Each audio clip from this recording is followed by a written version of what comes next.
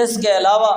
شوال کے جو 6 روزے ہیں ان کی بھی بہت بڑی فضیلت ہے، اور شوال کے مہینے کو بھی ان 6 روزوں کی وجہ سے بہت بڑی فضیلت حاصل ہے۔ ابو ایوب انصاری رضی اللہ تعالیٰ عنہ فرماتے ہیں کہ حضور علیہ السلام نے فرمایا، من صام رمضان، جس نے رمضان کے روزے رکھے، ثم اتبعہ 6 من شوال، اور پھر اس کے بعد شوال کے 6 روزے رکھے، کان کصیام الدہر، تو اس کا یہ عمل ہمیشہ روزے رکھنے کے برابر ہوگا، گویا کہ ہمیشہ روزے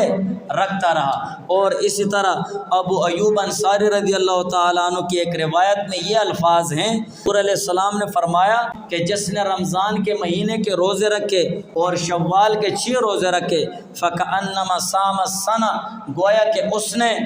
پورے سال روزے رکھے۔ اور وضاحت اس حدیث کی اس طور پر ہے کہ رمضان کا مہینہ اگر 29 کا ہو تو تب بھی اللہ تعالیٰ اپنے فضل اور کرم سے 30 روزوں کے برابر ثواب عطا فرماتے ہیں، اور شوال کے 6 نفلی روزے ہو گئے، 30 اور 6 یہ 36 روزے ہو گئے، اور اللہ تعالیٰ کے کریمانہ قانون کے مطابق الحسنۃ بعشر امثالہا، کہ ایک نیکی کا اجر ثواب 10 کے برابر اللہ تعالیٰ عطا فرماتے ہیں۔ اب 36 کو 10 کے ساتھ ضرب دیں اور 36 ضرب 10 کرو تو یہ 360 دن نکلتے ہیں، اور قمری سال یہ 360 دن سے کم ہوتا ہے۔ اس لحاظ کے ساتھ اللہ تعالیٰ اپنے فضل اور کرم سے 360 دن کے برابر اللہ تعالیٰ اجر ثواب عطا فرمائیں گے۔ تو یہ شوال کا مہینہ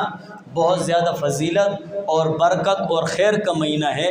یہ رمضان کا پڑوسی مہینہ ہے، ہمیں اس میں غفلت سے کام نہیں لینا چاہیے۔